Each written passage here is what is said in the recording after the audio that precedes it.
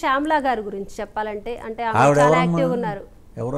ఆమె యాంకర్ శ్యామ్లా గారు. నాకు తెలియదండి. ఇప్పుడు వైసీపీలో ఫుల్ యాక్టివ్గా ఉన్నారు. నాకు తెలియదండి.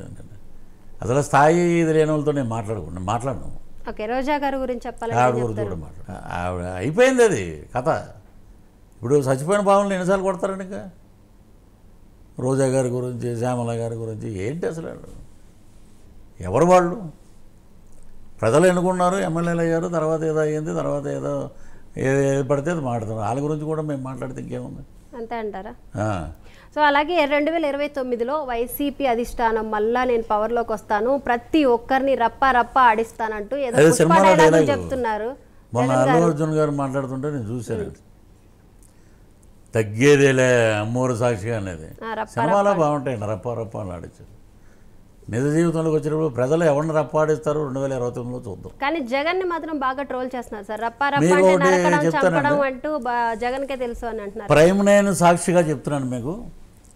ఇప్పుడు 2029 జనరల్ ఎలక్షన్లో 175 స్థానాలే ఉంటే, ఏమైనా నియోజకవర్గాల్లో ఏమైనా చేంజెస్ వచ్చి ఏమైనా పెరిగినా పెరగకపోయినా 175లో 165 స్థానాలు, 165 నుంచి 162 స్థానాలు కూటమి గెలుచుకుంటుంది.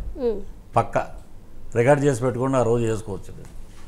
ఓకే సార్, చంద్రబాబు నాయుడు గారి పాలన అంటే మన కూటమి ప్రభుత్వం పాలన ఎలా ఉందంటారు ఈ 1 ఇయర్లో?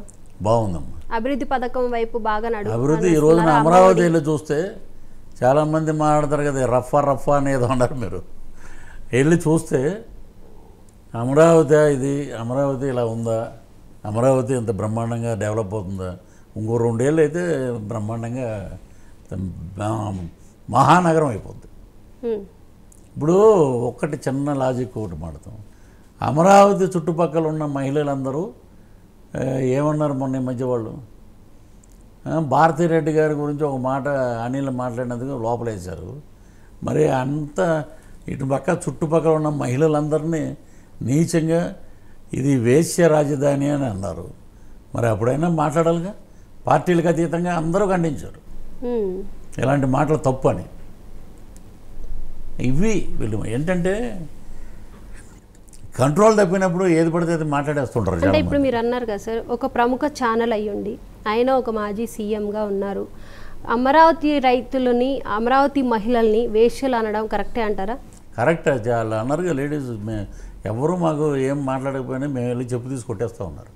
అప్పుడు జైలుకి వచ్చినప్పుడు కూడా అమరావతి మహిళలు ఎంత రైతు ఉద్యమం కోసం ఎంత పాటుపడ్డారు. వాళ్ళ మీద ఎన్ని దాడులు జరిగినాయి. మహిళలను చూడకుండా లాఠీ చార్జీలు చేశారు, చాలా జరిగినాయి. ఇప్పుడు అలాంటి మాటలంటే వాళ్ళ మనోభావాలు ఎంత దెబ్బతింటాయి. అదే అమరావతిలో ఉంది ఒక హోటల్ అండి, అది మురుగన్ హోటల్ అని. అక్కడికి వెళ్ళి ప్రతి ఒక్కడు రాజకీయ నాయకుడు కానీ ఎవడైనా అక్కడికి వెళ్ళి భోజనం చేయాల్సిందే. చాలా బాగుంటుంది అక్కడ.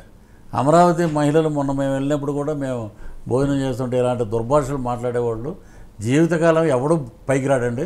మహిళల్ని అలాగే మాట్లాడిన వాళ్ళు ఎవడూ పైకి రాడు. మన ఇంట్లో కూడా మన తల్లి చెల్లి ఉన్నారు కదా. స్త్రీకి గౌరవం ఇవ్వకపోతే ఇల్లు కాదు, సమాజం కాదు, దేశం కాదు, రాష్ట్రం కాదు, ఏది బాగుపడదు.